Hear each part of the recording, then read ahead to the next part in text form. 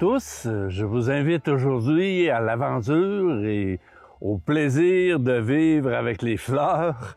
Mon invité, en effet, est Luc Généreux, un aventurier impénitent qui maintenant est propriétaire de l'Ensablé, un domaine floral et fruitier patrimonial à la Pocatière. Mais lui et sa compagne ont fait beaucoup de chemin à travers le monde avant de tomber dans les fleurs. Alors, bonjour Luc.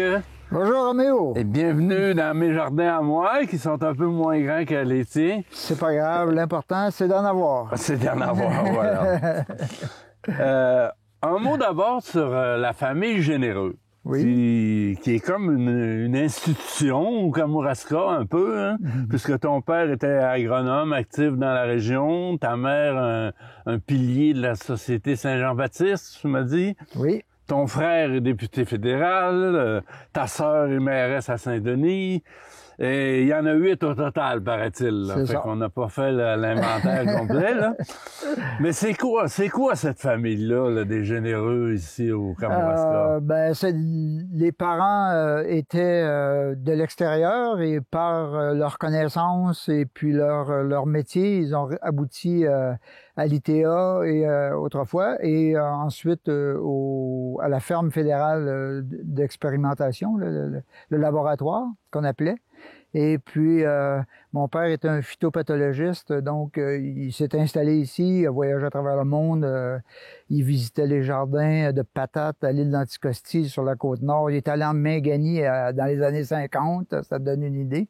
Et donc, puis ma mère, en plus de garder 8 enfants, d'avoir 8 enfants et de les élever à la maison, elle travaillait, même lorsqu'elle avait 8 enfants. Donc, c'était du monde qui grouillait pas mal. Puis nous, on a hérité de ça, c'est qu'on est des grouilleux. Puis la maison chez nous, c'était une auberge espagnole parce qu'il y avait beaucoup de filles, ça fait qu'il y avait beaucoup de chums. Nous aussi, on avait beaucoup de blondes, ça fait que on viraillait pas mal, ça fait que ça rentrait, ça sortait, ça rentrait, ça sortait, mais c'était à l'année, là. C'était vraiment... Puis il y avait des gens de plusieurs pays, là. Donc, c'est ça, c'était le milieu dans lequel on a été élevé. C'était fais ce que tu dois, puis si tu as besoin d'informations, tu as juste à le demander, on va te le donner. Tu sais. Avant les fleurs, il y a eu le tour du monde. La restauration touristique à Kamouraska, à Rivière-du-Loup, d'autres projets qui ont jamais vu le jour complètement. La grande vie, quoi. Mais qu'est-ce qui vous reste, toi et ta femme, de ce parcours-là, assez atypique, là, assez aventurier? On s'est dit que la meilleure méthode de prendre sa retraite, c'était de ne pas attendre d'avoir l'âge de la prendre. Donc, on s'est mis à voyager très tôt. Moi, à 19 ans, j'ai fait 1 an en Europe et en Afrique du Nord. Après, on a eu des business. On est allé vivre en République dominicaine. On est revenu, on a travaillé dans des restaurants. On a acheté des restaurants. On est retourné... je suis parmi les membres fondateurs du groupe Air Transat. Et puis, quand j'ai quitté après 8 ans, j'étais le 12e employé sur 1600. Donc, c'est une grande fierté d'avoir participé à ce mouvement-là. Et ce qui m'a fait voyager beaucoup aussi, parce que mon travail, c'était de signer les contrats avec les hôtels. Donc, je voyageais plus souvent que les pilotes d'avion. Puis comme moi, j'avais les informations de mon patron qui était proche, du grand patron, alors les pilotes, quand ils savaient que j'étais dans l'avion, ils me faisaient venir dans la cabine pour connaître les plans futurs de la compagnie, parce que moi, j'allais faire les contrats avec les hôtels avant que les avions atterrissent. Donc, on a fait 8 ans là. Ensuite, on est déménagé au Costa Rica la dernière année pour la compagnie, puis on a quitté la compagnie, puis une demi-heure après, il y a un gars qui nous a engagés pour gérer son hôtel, là. Ça n'a vraiment pas été long, là, comme période de chômage, là, environ 30 secondes. Et donc, on a 30 minutes, pardon. Et on a géré son hôtel pendant 4 ans. Michel Richard de Kamouraska nous a dit revenez à Kamouraska, il y a le restaurant Le Relais est à vendre. Il était en plein mois de février. On a acheté ça. dans l'espace d'un mois, là, suite à ses conseils. Puis mon beau-frère jouait au hockey avec Gus Tremblay à l'époque. Donc, ça s'est bien fait. Puis on a passé 9 ans à Kamouraska. Puis c'est les années où je me suis impliqué avec la Corporation Patrimoine maritime pour essayer de rénover le vieux quai. Oui, justement, je tenais beaucoup à en parler avec toi. Tu as été un des artisans importants là, du projet de réfection du club du quai Miller et de la renaissance du village de Kamouraska, même à l'époque du relais. Alors, comment est-ce que vous avez réussi ce miracle-là de refaire un quai alors que les gouvernements sont pas très chauds là-dessus? Ben, en fait, ce qui s'est passé, c'est qu'il y avait déjà un groupe de citoyens là, qui s'était mis ensemble. Puis moi, je suis arrivé comme un cheveu sur la soupe. J'ai acheté le relais, puis ils m'ont dit « Tu veux-tu embarquer? » J'ai dit « Tant qu'à être ici, je suis aussi bien de m'occuper. » Donc, en plus de travailler 16 heures par jour dans mon restaurant, 7 jours par semaine, il fallait bien trouver d'autres choses à faire. Donc, on a commencé à participer aux réunions, puis monter les programmes, puis les projets, puis avec Patrice aussi, qui était le président à l'époque, là, à qui on doit rendre hommage.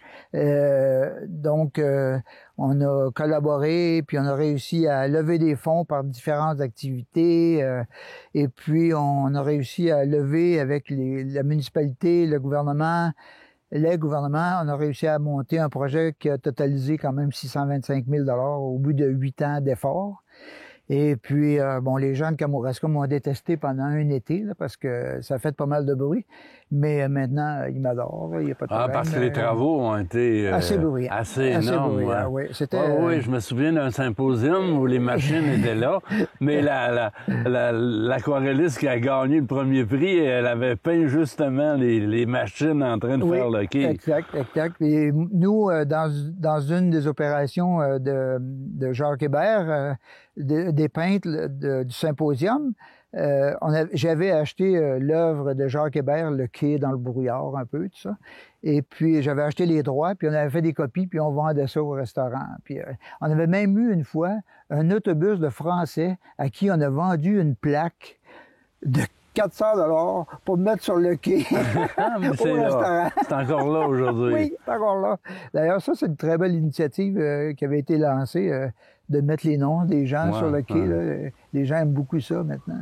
C'est un très bel héritage que vous avez laissé, mais il reste l'autre, le quai Taché, qui, lui, est monumental. Là. Il y a les 2 tiers de fait, là, mais le bout extrême, il est encore avec le bois d'origine. Hein. C'est vraiment un miracle là, que ça l'ait tenu jusque-là. Mais ils font des efforts. Là.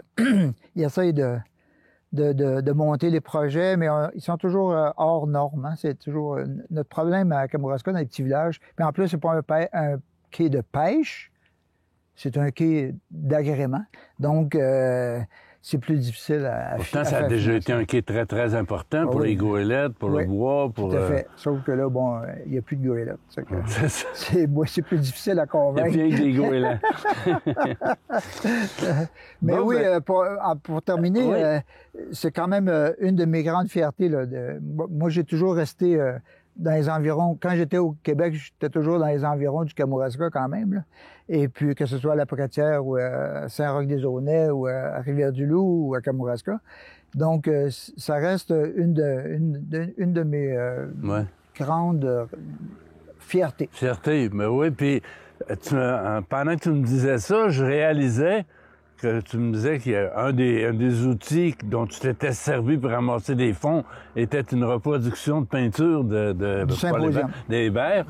Je me disais, c'est pour moi qui ai travaillé beaucoup au symposium de peinture, c'est pour dire comment même la peinture, quand elle prend de la place dans une communauté, elle peut devenir un moteur de développement, un moteur d'expansion. C'est pour ça qu'on a toujours supporté, en tant que restaurant, on avait toujours supporté le symposium, puis on a accueilli plein de monde. D'ailleurs, on avait été aussi le traiteur de l'émission Nos étés, parce que c'est moi qui avais trouvé le lieu de tournage.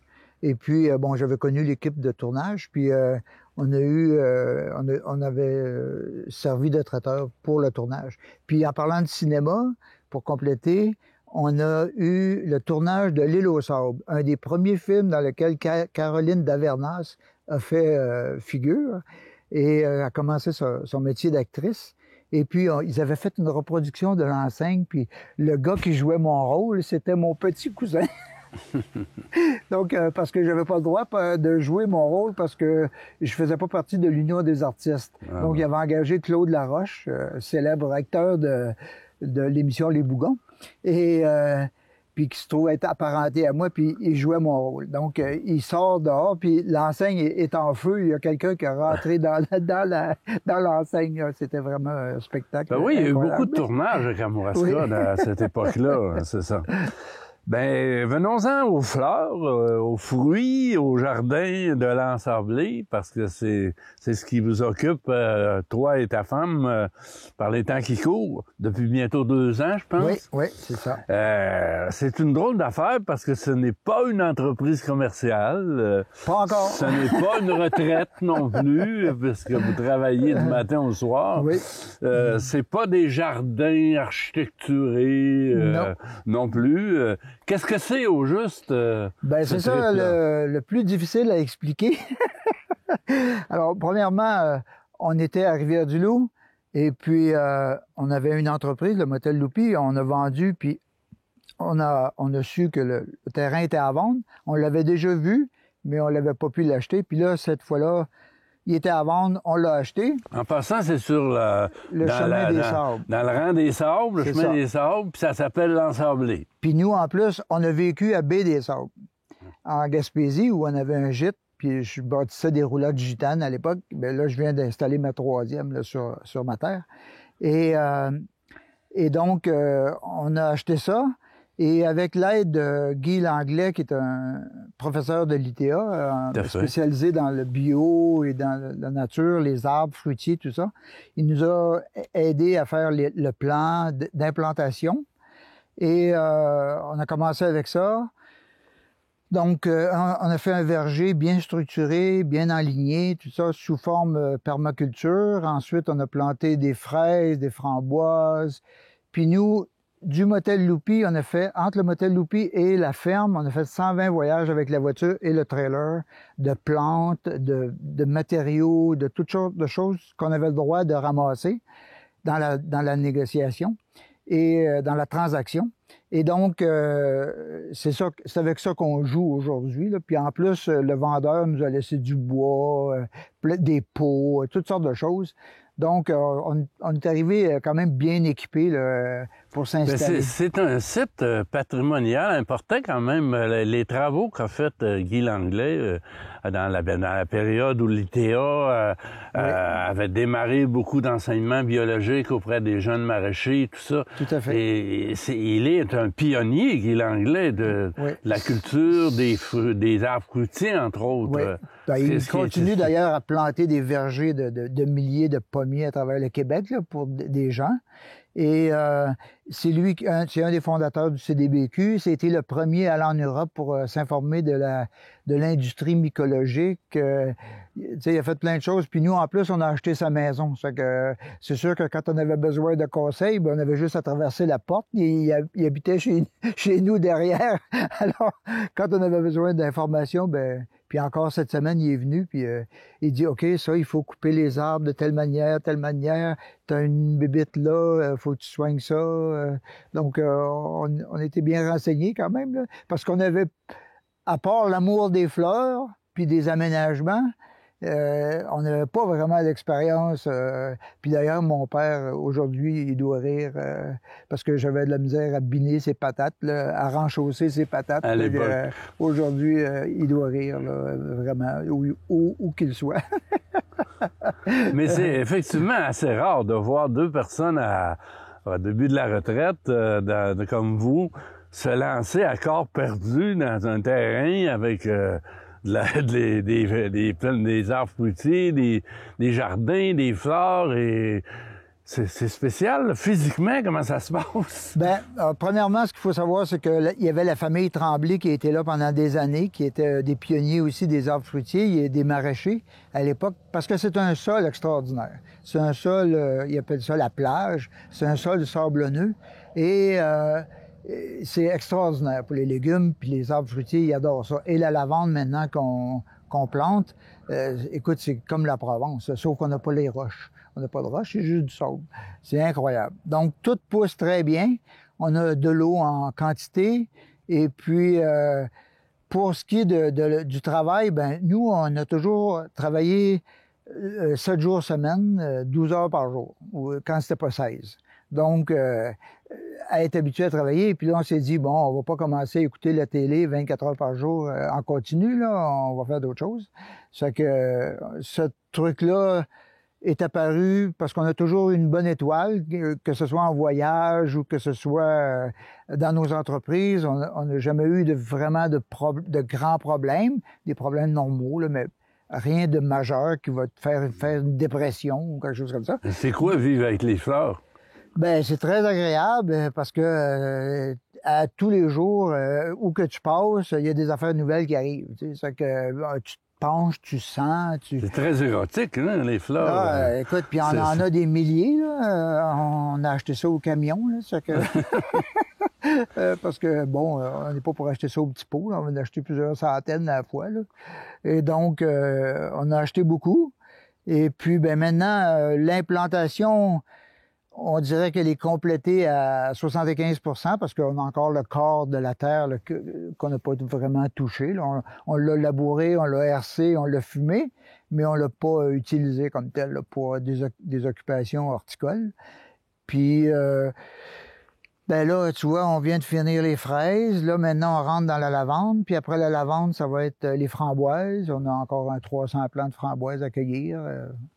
On invite les gens. Tranquillement, vous espérez que les gens vont pouvoir avoir accès à... Ben oui, mais doucement. Doucement. Doucement. On fait pas de publicité, à part sur Roméo TV.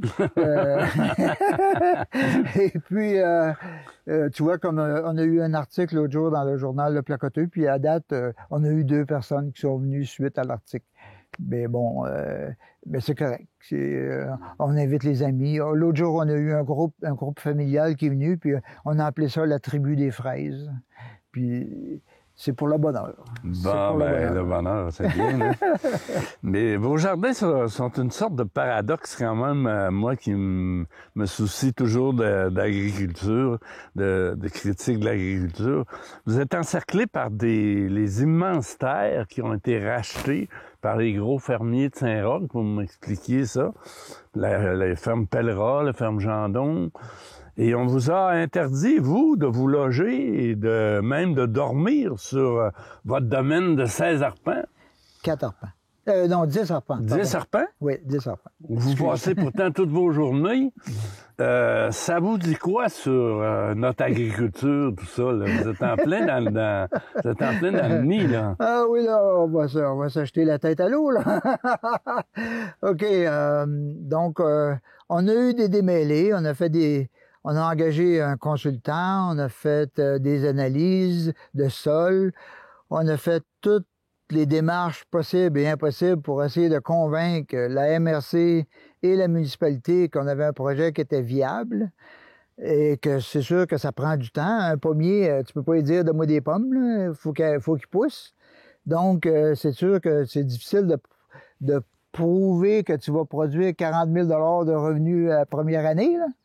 Et donc, ils nous ont dit que c'était un peu une joke, qu'est-ce qu'on faisait, là, que c'était pas vraiment sérieux, puis on était dans une zone d'agriculture dynamique, puis c'était impossible de changer le zonage, puis qu'on pouvait même pas se présenter à la CPTAQ parce qu'on n'avait pas compris comment que ça se passait dans la vraie vie. Là.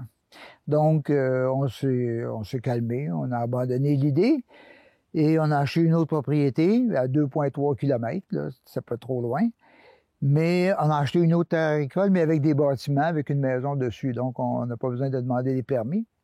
Mais ce que ça dit sur l'agriculture, ben, c'est que dans un temps où tu as un manque de logement, où tu as de moins en moins de maisons à vendre, des gens qui veulent s'installer dans les régions, ben, il faudrait que la CPTAQ, qui a commencé des petites ouvertures vers des changements de paradigme, mais encore très timides, ben, il faudrait qu'ils permettent la construction sur des petits lots, là, diviser les lots. Puis, Mais bon, nous, on a décidé que on s'ostinait plus. On a accepté notre sort, mais on est très heureux de notre sort. Mais bon, c'est sûr qu'on aimerait y vivre en permanence. On éviterait 5 minutes de covoiturage par jour, aller-retour. Donc, on aimerait ça rester là, mais ils veulent pas. Et pourtant, toutes les terres du rang ont des maisons. On est le seul terrain sur le chemin des Sables où tu n'as pas le droit d'avoir de maison. Il y a des îlots déstructurés, mais les îlots déstructurés ne sont pas à vendre. Il y en avait un, il a été vendu, mais tous les autres îlots déstructurés ne sont pas à vendre. Donc, comme il y a eu une entente entre l'UPA, la MRC et les municipalités, les 17 municipalités, pour dire qu'il n'y aura aucune nouvelle autorisation de construction sur des terres agricoles tant que les îlots déstructurés n'auront pas été vendus. S'il n'est pas à vendre, si le gars, lui, a une forêt de pins que son grand-père a planté, il ne veut pas le vendre, son îlot déstructuré, ben, tu ne pourras jamais bâtir. Donc, il y a encore des pas à faire. Ah, c'est énorme, hein? C'est très enchevêtré, puis c'est très... T'en sais quelque chose. Il y a beaucoup de pouvoir en jeu, puis tout à fait.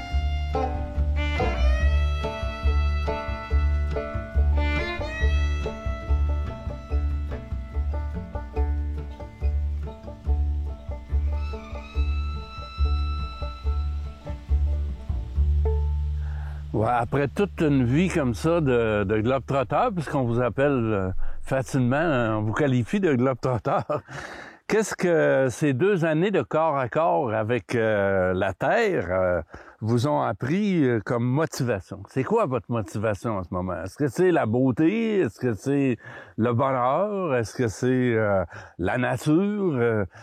Le cherchez-vous, le bonheur, encore? L'avez-vous trouvé? T'as déjà trouvé la réponse à ta question. T'as nommé tout ce qu'on fait, c'est ça. C'est le bonheur, les fleurs, la beauté. Puis on est dans un environnement magnifique et on veut continuer de le propager, on veut continuer de l'agrandir, puis on veut continuer de le partager. Mais j'utiliserai le mot délicatement. Parce qu'on ne veut pas avoir des autobus, là, comme je viens de voir à Kamouraska tantôt. Là. Ils sont rendus avec des autobus. Là. C'est pas bon. Pour moi, c'est pas bon signe. Le tourisme de masse, c'est pas tellement mon bag. Mais c'est ça. C'est que les gens viennent tranquillement, ils arrêtent, ils posent des questions, on visite, puis on a du fun. Puis le plaisir. On partage le plaisir. Parce que les gens qui vont se donner la peine d'arrêter, ben c'est parce qu'ils aiment la beauté, ils aiment les fleurs. Ouais, c'est bien beau, ça, cette affaire-là, c'est quoi? Blablabla. Et donc, nous, on n'a rien contre le partage. Mon nom de famille, c'est généreux. Donc, je suis assez bien placé pour le partager. Puis, c'est un peu notre famille aussi, parce que c'était toujours ça. On partageait la maison, on partageait pas les blondes, là, mais on partageait la maison, on partageait les repas. Puis ils nous ont toujours dit, nos parents nous ont toujours dit, ben voyager, là, vas-y, pars. Si t'es mal pris, t'appelleras. Tu sais, des fois t'appelais, là. Puis on s'en revenait quand même, tu sais. Non, mais cet esprit-là, vous l'avez amené partout. Je me souviens beaucoup des années du relais. C'était vraiment toujours le point d'attache, là. Ouais, le relais, c'était tout un show, ça a l'air. On donnait tout un show, là. Surtout quand le soleil se couchait, là. Je me rappelle. Je baissais les toiles, je levais les toiles, puis je disais « Showtime! » Puis là, le restaurant arrêtait, puis ma blonde en cuisine, elle disait « Coupez tout! Arrêtez! Arrêtez! » Tout le monde était dehors avec les caméras, ils prenaient des photos.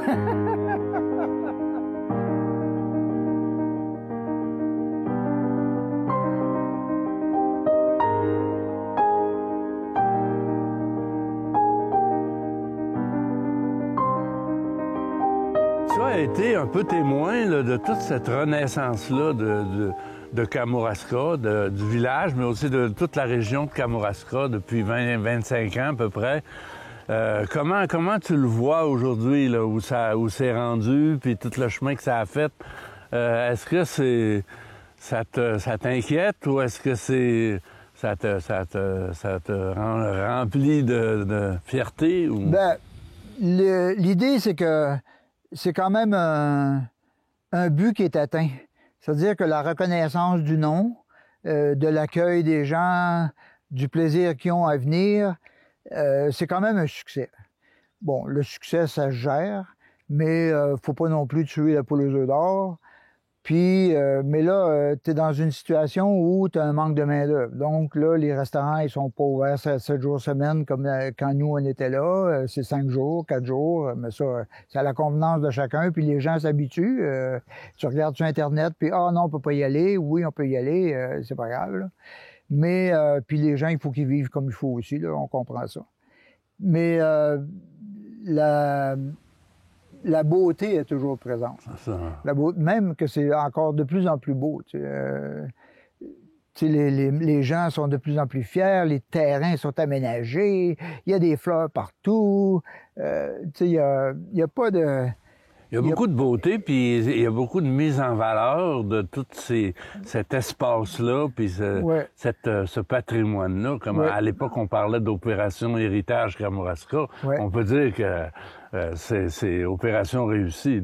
Oui, ben en fait, moi, en plus, j'ai créé, pour le quai, j'avais créé le Festival du patrimoine avec l'œuvre d'un peintre qui était venu au symposium que j'avais acheté. Puis on avait fait le tableau, était un 8 pouces par 3 pieds de haut. Ça, c'était le poster du premier festival, le seul et unique festival du patrimoine qu'il y a eu. Sur ces propos de gratification mutuelle, on va terminer l'entretien parce que c'est déjà fini. Et je vais dire à nos auditeurs qui nous ont suivis, qui t'ont suivi, de nous revenir la semaine prochaine. On aura un autre invité qui saura nous surprendre, sans aucun doute.